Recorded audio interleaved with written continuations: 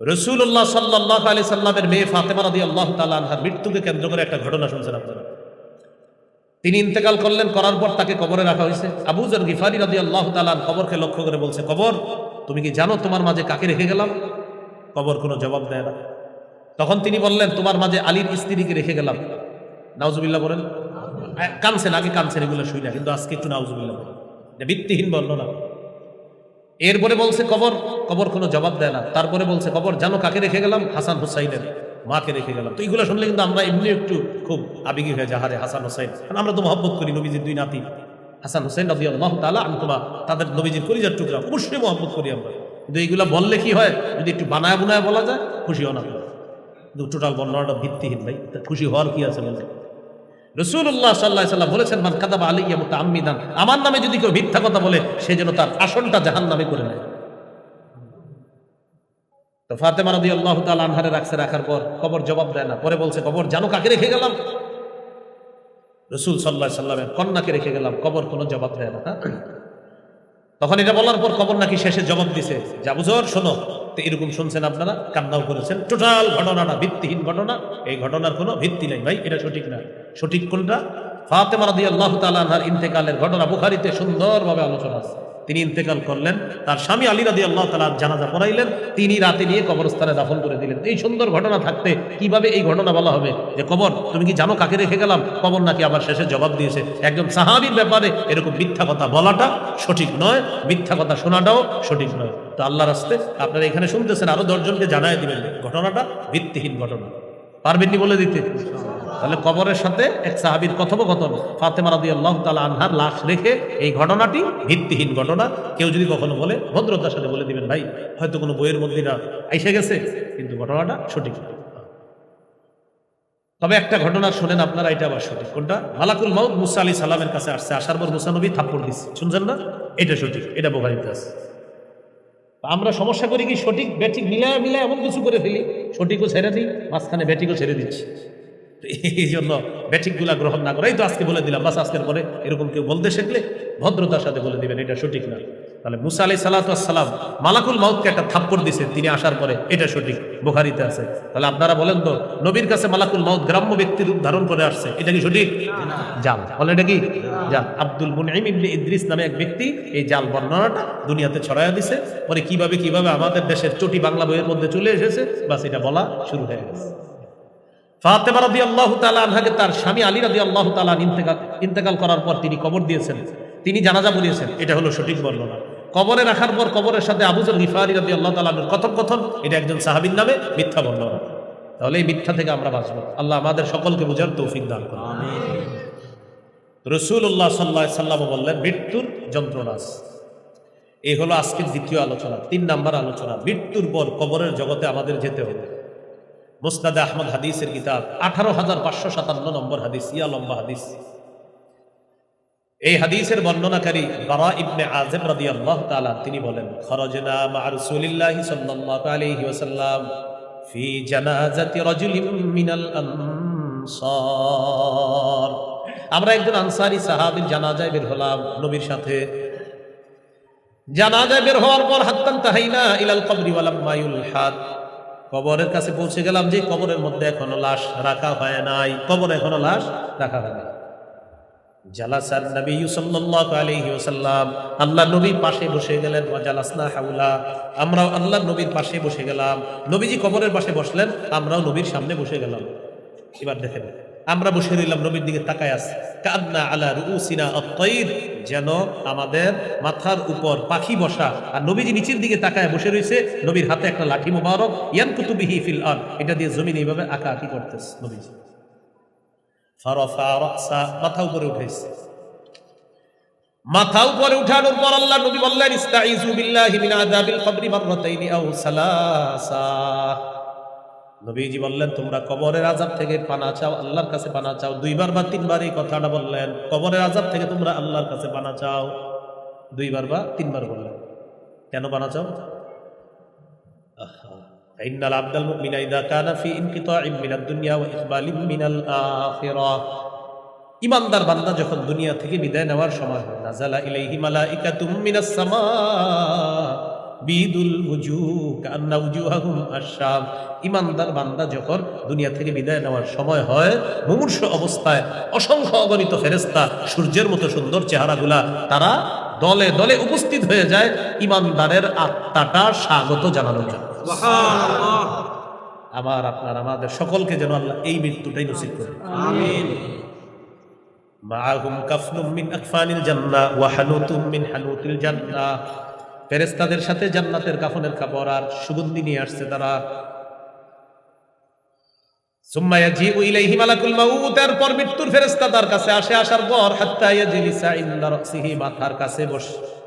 আর আগে যারা আসছে ইয়াজলিসু মিনহু মাদ্দা বাসরিহি, তারা তার দৃষ্টির সীমানা যে পর্যন্ত যায় এ পর্যন্ত দুইটা সারি হয়ে ফেরেশতারা বসে যায়। তাহলে অন্যরা সামনে বসা আর মালাকুল মাউত আইসা তার মাথার কাছে বসে। মাথার কাছে বসার পর মালাকুল মাউত ইমানদারকে ডাক দিয়ে বলে আইয়াতুহান নাফসুল হামিদা। আরেক বর্ণনা আইয়াতুহান নাফসুত তাইয়্যিবা। আর কোরআনে আসছে ইয়া আইয়াতুহান নাফসুল মুতমাইন্না। ইমাম সাহেবরা মাগরিবের নামাজে পড়ে না এটা? ইরজিই ইলা রাব্বিকি রাদিয়াতাম মারদিয়া। হে প্রশান্ত আত্মা, হে পবিত্র আত্মা, তুমি বের হও। উখরুজি ইলা মাগফিরাতিল্লাহি ওয়া রিদওয়ানি, তুমি বের হও। আল্লাহ তোমার অতীতের সব গুনাহ মাফ করে দিয়েছেন, আর আল্লাহ আগামী জীবনে যে তুমি যাচ্ছ আল্লাহ তোমার প্রতি সন্তুষ্ট। তো এটা বলার পর তাখরুজু তাসিলু কামা তাসিলুল কাতরাতু মিন ফিস সিকা, প্রাণটা বের হয় পানির পাত্র থেকে যেইভাবে ফোঁটা ফোঁটা শেষের দিকে বের হয়, এইভাবে ইমানদারের আত্মাটা বের হবে। বের হওয়ার পর লাম ইয়াদাউ ফি ইয়াদিহি তারফাতা আইন, চোখের পলক পরিমাণও মালাকুল মাউত আত্মাটা রাখতে পারে না। সামনে যারা তারা কাফনের কাপড় বিছায়া দেয় জান্নাতের, দাও দাও তাড়াতাড়ি এখানে দাও, আত্মা দাও। আত্মাটা সেখানে দেয়। হাদিসে আসছে ফায়াকুজুনা ফায়াজআলুনা ফিল কাফনি, ওই ফেরেশতারা আত্মাটা নিয়ে জান্নাতের কাফনের কাপড়ের মধ্যে রেখে এটা পেঁচায়া জান্নাতের সুগন্ধি মেখে দেয়। এটা থেকে এমন সুগন্ধি বের হয় কাআতিয়াবি রিহি মিসকিন উজিদাত আলা যহরিল আরদি, মেশক আম্বরের ঘ্রাণে সারা পৃথিবী সুগন্ধযুক্ত হয়ে যায়। সুবহানাল্লাহ। এই আত্মা নিয়ে ফাসাদুনা বিহা ইলাস সামা, ফেরেশতারা আসমানের দিকে রওনা করে। ফায়ামুরুনা বিহা আলা মালাইম মিনাল মালাইকা, যখনই কোনো ফেরেশতাদের দলের পাশ দিয়ে অতিক্রম করে ওই ফেরেশতারা প্রশ্ন করে মা হাদিহির রূহুত তাইয়্যিবা, আচ্ছা এই পবিত্র আত্মাটা কার? ফেরেশতারা জবাব দেয় ফুলান ইবনু ফুলান, এটা অমুকের সন্তান, অমুকের আত্মা। কোথায় নিয়ে যাও? আসমানে নিয়ে যাচ্ছে। প্রথম আসমানের কাছে যায়, অনুমতি চায়, দরজা খুলে দেওয়া হলো। প্রথম আসমানে যাওয়ার পর এইভাবে প্রতিটা আসমানে ফায়ুশাইয়্যুহু মিন কুল্লি সামাইন মুকাররিবুহা, যত ফেরেশতাদের সামনে দিয়ে ইমানদারের আত্মা যাবে প্রত্যেকে স্বাগত জানাইতে জানাইতে তার আত্মা পরের আসমানে পাঠায় দেবে। তো আত্মা 7 নম্বর আসমানে চলে যাবে। হাত্তা ইনতাহা বিহা ইলাস সামাইস সাবিআ, সপ্তম আসমানে যখন গিয়ে আত্মা সমাপ্ত হবে, সেখানে যখন থামবে আল্লাহ তাআলা বলবেন উকতুবু কিতাবা আবদি ফি ইল্লিয়িন, আমার বান্দার আমলনামা ইল্লিয়িনের মধ্যে তোমরা লিপিবদ্ধ করে দাও। ইল্লিয়িন সুন্দর জগৎ, এখানে লিপিবদ্ধ করে দাও। 3টা অংশ আমার সাথে বলেন, বলেন দেহ, আত্মা, আমলনামা, দেহ কবরে, আত্মা 7 নম্বর আসমানে, আমলনামা ইল্লিয়িনে। তাহলে আমলনামা কোথায়? ইল্লিয়িনে। আত্মা 7ম আসমানে, আর দেহটা কোথায় রেখে আসছি আমরা? কবরে। তো আল্লাহ তাআলা বলবেন আইদুহু ইলাল আরদ, আমার বান্দার আত্মাটা দুনিয়াতে পাঠায় দাও। কেন? তুআদু রূহুহু ফি জাসাদিহি কামা কান, ইমানদারের আত্মা তার কবরের মধ্যে, তার দেহের মধ্যে চলে যাবে যেইভাবে আত্মাটা ছিল। ফায়াতিয়ানিহি মালাকান, 2 জন ফেরেশতা তার কাছে আসবে। আসার পর ফায়াসআলানিহি, তাকে প্রশ্ন করবে।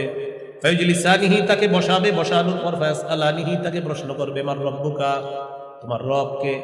ওই ব্যক্তি বলবে রব্বি আল্লাহ, আমার রব হলো আল্লাহ। বলেন রব কে? আল্লাহ। ওমা দীনুকা, তোমার ধর্ম কি? জবাব দিবে দীনিয়াল ইসলাম, আমার ধর্ম হলো ইসলাম। একটু আমার সাথে বলেন, বলেন জমিনে, আসমানে, আল্লাহর সত্য দিন একটাই, ইসলাম। বলেন তো জমিনে আসমানে দিন কয়টা? একটাই, বাস ইসলাম।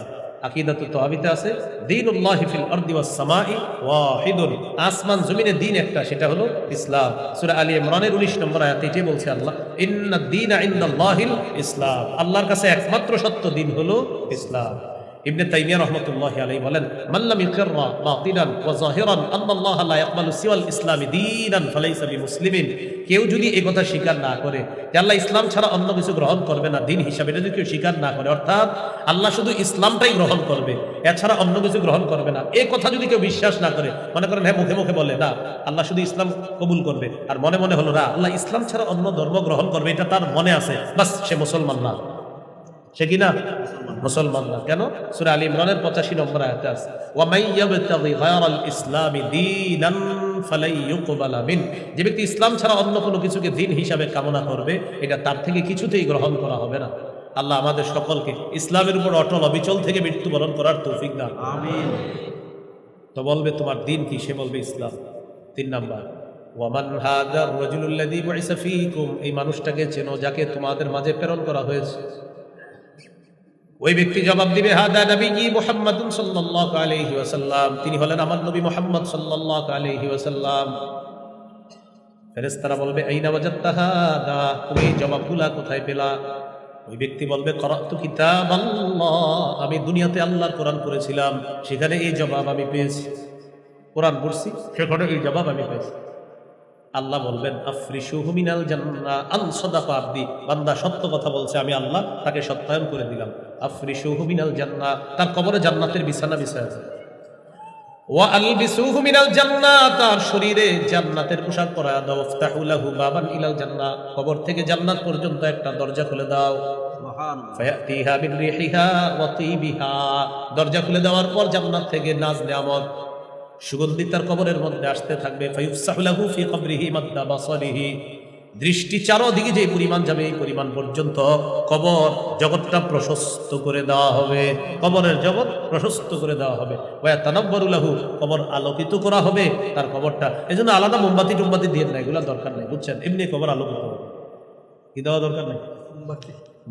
অনেকে মৃত্যুর পর ওই বিভিন্ন বাতি টাতি দিয়ে সাজায় রাখে, মানে টেনশন করে যে আমি যার অনুসরণ করছি এ খাইতো গাঞ্জা আর আমি খাইতাম ইত্যাদি ইত্যাদি। তো এই মরার পরে টেনশন করে যে কি যে হইব, তো কি আর হইব, গাঞ্জা খাইলে কি হইতে পারে, এই জন্য আগে থেকে বিভিন্ন লাইটিং এর ব্যবস্থা করে। ইমান নিয়ে যদি কেউ কবরে যায় তার আলাদা লাইটের দরকার নাই, ইমানের পাওয়ারেই ইনশাআল্লাহ আল্লাহ তাকে পার করে দেবে। সুবহানাল্লাহ। বুঝে আসছিল? এখন এই জাতীয় কথা বললে অনেকে আবার কষ্ট পায়। কষ্ট পায় কি? হুজুর আপনি এটা কারে বললেন? যে গাঞ্জা খায় তারে বলছি। কারে বলছি? আর আপনারা কি খান কেউ? তোমার সামনে তো বলিনি। হ্যাঁ, আপনি যার অনুসরণ করেন সে যদি এরকম গাঞ্জুট্টি হয় তাকে বলছি, তো খোঁজ নিয়ে দেখবেন এরকম গাঞ্জা খায় কিনা কেউ। যদি খায় বাস আপনি মনে বললে দিবেন যে এরকম আপনারা কিন্তু বলা হয়েছে। আল্লাহ বোঝার তৌফিক দান করুন। আমিন। এই হলো ইমানদার বান্দার অবস্থা। ওয়া ইন্নাল আবদাল ফাজিরা ইযা কানা ফি ইনকিতাইম মিনাদ দুনিয়া ওয়া ইকবালিম মিনাল আখিরাহ, পাপাচার বান্দা যখন দুনিয়া থেকে বিদায় নেওয়ার সময় হয়, আখিরাতের দিকে রওনা হয়, নাযালা ইলাইহি মালাইকাতুম মিনাস সামা সুদুল ওয়ুজুহ, কালো চেহারা বিশিষ্ট ফেরেশতারা দুনিয়ার মধ্যে আসে, কালো চেহারা। মাহুমুল মাসু, সালার চট নিয়ে সালার বস্তা নিয়ে আসে, তার সামনে বসে যায়। মালাকুল মাউত আসে, আসার পর তাকে বলে, আইয়াতুহান নাফসুল খাবিসা, হে খারাপ আত্মা, উখরুজি, তুই বের হ, ইলা সাফাতিল্লাহ, আল্লাহর গুসার দিকে বের হ, আল্লাহর রাগের দিকে বের হ, তোর উপর আল্লাহ রাগান্বিত, বের হ। পাপাচার বান্দার আত্মা যখন বের হবে কঠিন কষ্ট হবে, তার আত্মাটা বের করার সময় কঠিন কষ্ট দিয়ে বের করা হবে। সামনে থাকা ফেরেশতারা তার আত্মাটা সালার চটের মধ্যে নিয়ে পেঁচাবে, পেঁচানোর পর এটা থেকে এমন দুর্গন্ধ বের হবে সারা দুনিয়াটা দুর্গন্ধযুক্ত হয়ে যাবে। ফায়াসাদুনা বিহা ইলাস সামা, ফেরেশতারা আত্মা নিয়ে আসমানের দিকে রওনা করবে। প্রথম আসমানের কাছে যাবে, যাওয়ার পর আল্লাহ বলবে এটারে উপরে উঠানোই দরকার নেই, এই বান্দার আত্মা আসমানে আনাই দরকার নেই। উক্তুবু কিতাব আবদি ফি সিজ্জিন, তার আমলনামা সিজ্জিনের মধ্যে লিখে দেবে। কবরের মধ্যে দেহ রাখার পর তার আত্মাটা কবরের মধ্যে যাবে, তার দেহের মধ্যে আত্মাটা ঢুকিয়ে দেওয়া হবে। ফায়াতিয়ানিহি মালাকান, দুইজন ফেরেশতা তার কাছে আসবে। আসার পর ফায়ুজলিসানিহি, বসাবে, দেখেই ভয় পেয়ে যাবে আর বলবে, ফায়াসআলানিহি, প্রশ্ন করবে, মার রব্বুকা, তোমার রব কে? জবাব দিবে হা হা লা আদরি, আমার জানা নাই। ওয়ামা দীনুকা, তোমার ধর্ম কি বলবে, আমার জানা নাই। ওমান হাদার রাজুলুল্লাযী বুইসা ফীকুম, মানুষটাকে চিনো কিনা, নবীর ব্যাপারে প্রশ্ন করা হবে, তার সব উত্তর হলো জানা নাই। আল্লাহ তাআলা বলবেন আন কাযাবা আবদি, সে মিথ্যা কথা বলছে। আফরিশুহু মিনান নার, কবরের মধ্যে আগুনের বিছানা বিছায়া দাও। ওয়ালবিসুহু মিনান নার, শরীরের মধ্যে আগুনের পোশাক পরায়া দাও। ওয়াফতাহু লাহু বাবান ইলান নার, কবর থেকে জাহান্নাম পর্যন্ত একটা দরজা খুলে দাও। ফায়াতিহা মিন হামুমিহা ওয়া সামুমিহা, জাহান্নামের গরম উত্তপ্ত হাওয়া তার কবরের মধ্যে আসবে, কবরের দেয়ালগুলা গরম হয়ে যাবে, ছাদ গরম হবে, বিছানা গরম হয়ে যাবে। আল্লাহ তাআলা বলেন লাহুম মিন জাহান্নামা মিহাদু ওয়া মিন ফাওকিহিম গাওয়াশ, কবরটা হবে, বিছানাটা হবে আগুনের বিছানা, ছাদও হবে আগুনের ছাদ। পাশে তাকায় দেখবে কি এক ব্যক্তি লোহার ডান্ডা নিয়ে দাঁড়ায় আছে। ইয়াদরিবু দরবাতান, এত জোরে একটা আঘাত করবে। ইয়াসিহু সাইহা, চিৎকার দিবে, সারা পৃথিবীর জিন ইনসান ছাড়া সবাই তার চিৎকারের আওয়াজ শুনতে পাবে। নামাজ পড়েন সবাই, নামাজ ঠিক রাখবেন, ইনশাল্লাহ মৃত্যু আল্লাহ আসান করে দিবে। কি ঠিক রাখবেন? নামাজ। আমরা এই পৃথিবীতে সবকিছু সব ঠিকঠাক মতো পালন করি, একটা জিনিস অবহেলা, নামাজ। কোনটা জিনিস বলেন তো? নামাজ। মানে আল্লাহর সাথে সবার এত রাগ, সবাই এত গোসরা আল্লাহর সাথে। ভাই কোথায় যান? চাকরিতে যাই। ও মাশাআল্লাহ, বেতন পাইছেন? জি আলহামদুলিল্লাহ, একটা হাসি দেয়। নামাজ পড়েন, চলেন। এই মেয়ে তো নামাজ করেন। ভাই একটু নামাজে চলেন। ভাই কাপড়টা ভালো না কেন? আল্লাহ আপনার আজকে খাওয়াই নেই কেন? আজকে আপনার কাপড় ভালো না। আপনি যে বললেন আপনার কাপড়টা ভালো না, আজকে আল্লাহ তাআলা সকালে খাওয়ায়নি আপনাকে। দুপুরে নামাজে চলেন, কাপড় ভালো না কেন? দুপুরে খাওয়ায়নি আল্লাহ। রাতে নামাজে চলেন, কাপড়টা ভালো না, আল্লাহ কি রাতে আপনাকে খাওয়ায় নেই? রাতে বাতাস দেয় নেই? আল্লাহ কি দিনের বেলা আলো দেয় নেই আপনাকে? এই সূর্য আপনার জন্য উঠায় দেয়নি? 4-5 দিন সূর্য না উঠলে সব এইভাবে মেজমেজ হয়ে থাকে, কাজে যাইতে মন চায় না কেন? শরীরে শক্তি পাই না কেন? বান্না জানেন কোরআনে আছে যে আল্লাহ নাহারা মাআশা, দিনকে বানাইছি জীবিকা উপার্জনের জন্য। আল্লাহ দিন বানাইছেন জীবিকা উপার্জনের কেন? দিনের মধ্যে একটা সূর্য দিয়ে দিই, এই সূর্য 2 কোটি ভাগের 1 ভাগ আলো দুনিয়াতে দেয় কেন জানো? তোমাদের শারীরিক শক্তি সঞ্চয় করার জন্য। 3-4 দিন সূর্য না উঠলে সব চুপচাপ বসে থাকে, কাজে যান না, কাকু ভাই আর ভালো লাগে না, শরীর চলে না। আল্লাহর কাজে যখনই বলা হবে লুঙ্গিটা ভালো না, খারাপ, আপনি দেখবেন কোনো কাজে মানুষ কিন্তু বলে না এই খারাপ ওই খারাপ। ভাই বেতন হয়েছে? আলহামদুলিল্লাহ, আমার বেতন বাইরে গেছে, কত এত হাজার বাড়ছে, কি সুন্দর মতো আবার আলহামদুলিল্লাহ বলে ভেটকিও মারে। তো নামাজে চলে, কালকে থেকে দুর্নীতি। আজকে না বেতন পাইলেন, আজকে ধরেন। এই জন্য পৃথিবীর মানুষ বড় স্বার্থপর, সব কিছু ঠিকঠাক মতো করে, খালি আল্লাহর ক্ষেত্রে আমার কাজ আছে, আমার ব্যস্ততা আছে, আজকে ধরবো না, কালকে থেকে নামাজটা ধরবো, আজকে লুঙ্গিটা খারাপ। আরে আজকে আল্লাহ আপনাদের বাঁচায় রাখছে, কিভাবে বলেন আজকে নামাজ পড়বেন না? নামাজ পড়বেন। জীবনে একটা প্রতিজ্ঞা করে ফেলবেন যে আমার জীবনে যা হবার হবে, না হবে, আমি কিছুতেই নামাজ ইচ্ছাকৃতভাবে কখনোই ছাড়বো না। এই একটা প্রতিজ্ঞা আজকে থেকে আপনি বানায় নেন যে আমার জীবনে কি হবে না হবে আমি জানি না, আমি নামাজ ছাড়বো না। এটা আপনি প্রতিজ্ঞা বানায় নেন। আপনি আজকে বাড়ি থেকে একটু মাথাটা যখন বালিশে রাখবেন, একটু চিন্তা করেন আমার শেষের কথাগুলা, যে আমরা দুনিয়ার সব কিছু করার ক্ষেত্রে কোনো রকম অজুহাত দাঁড় করাই না, শুধু আল্লাহর কাজের ক্ষেত্রে আমরা সব অজুহাতগুলো দাঁড় করাই। দেখেন আজকে চিন্তা করে আপনি নিজের পরীক্ষা করবেন যে আসলেই তো আমাকে ইমাম সাহেব আমার কতদিন কইলো এই কথা, সবগুলোই পালন করলাম ইমাম সাহেবের, কিন্তু ইমাম সাহেব যখন নামাজের কথাটা বলে তখন ইমাম সাহেবের আর আগামী 7 দিন মুখ দেখাই না কেন? দেখলে খালি নামাজ পড়তে পারে। তাহলে আপনি চিন্তা করে দেখবেন যে আল্লাহর কাজের ক্ষেত্রে আমাদের সমস্ত বাহানাগুলো আসে কেন? আল্লাহ আপনাকে খাওয়ায় নেই কেন? আপনি আল্লাহর কাজের ক্ষেত্রে এত অলসতা কেন?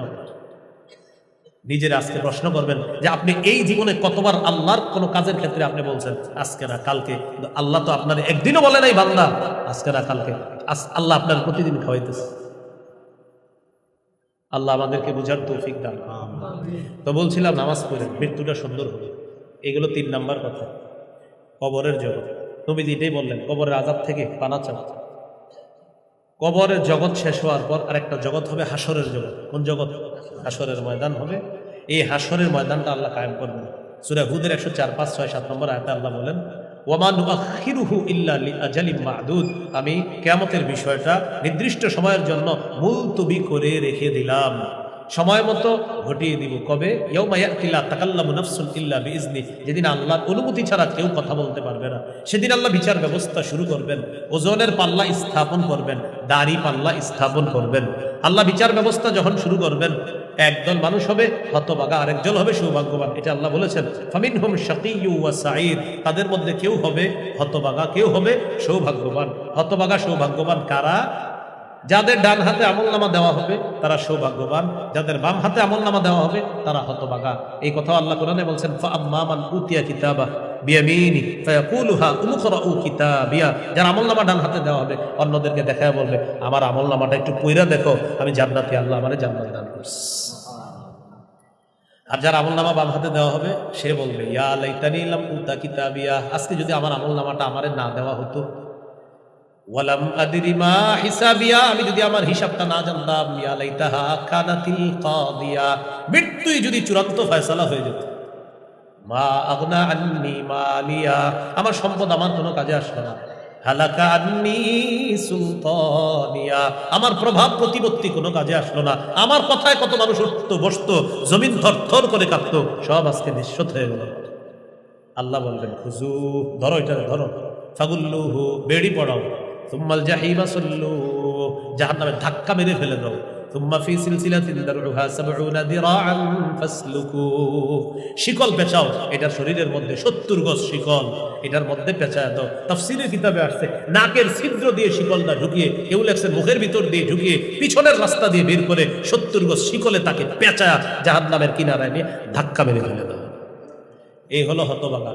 এই হলো আপনার ৪ নাম্বার আলোচনা আজকের। একদল হবে সৌভাগ্যবান, আর একদল হবে হতভাগা। সৌভাগ্যবানদের ঠিকানা হবে জান্নাত, হতভাগা যারা তাদের ঠিকানা হবে জাহান্নাম। আল্লাহ আমাকে, আপনাকে, আমাদের সকলকে সৌভাগ্যবানদের কাতারে শামিল হওয়ার তৌফিক দান করেন, আমিন। তাহলে 4টা কথা শিখলাম। মৃত্যু, 2 মৃত্যুর যন্ত্রণা, 3 কবর, 4 হাসরের ময়দানে হতভাগা সৌভাগ্যবান। আল্লাহ যেন আমাদেরকে সৌভাগ্যবান বানিয়ে দেয়, সকলে বলেন আমিন। এর মাঝে কয়েকটা বিষয় শিখে ফেলেছি আমরা। নবীজির মৃত্যুর সময় মালাকুল মাউত গ্রাম্য ব্যক্তির উদ্দরে এসে অনুমতি চাইছে, এটা জাল বলবো না। ফাতেমা রাদিয়াল্লাহু তাআলা আনহাকে হযরত আলী কবর দিয়েছে, সঠিক সঠিক, হযরত আলী কবর দিয়েছে, হযরত আলী জানাজা পড়িয়েছে, সঠিক। আবু যর গিফারি কবরে রাইখা কবরের সাথে কথা বলছে, যা। মুসা নবী মালাকুল মাউতকে থাপ্পড় দিয়েছে, সঠিক। এই মৃত্যুর বিষয়গুলোকে কেন্দ্র করে সঠিক, এবং এই বিষয়গুলো আমরা সবসময় মনে রাখবো। আল্লাহ আমাদের সকলকে সঠিক ভুল এগুলার পার্থক্য করে যেন সঠিক বিষয়গুলা লালন ধারণ পালন করতে পারি, আল্লাহ তৌফিক দান করেন। সুবহানাল্লাহি ওয়া বিহামদিহি, সুবহানাকাল্লাহুম্মা ওয়া বিহামদিকা, আশহাদু আল্লা ইলাহা ইল্লা আনতা আস্তাগফিরুকা ওয়া আতুবু ইলাইক।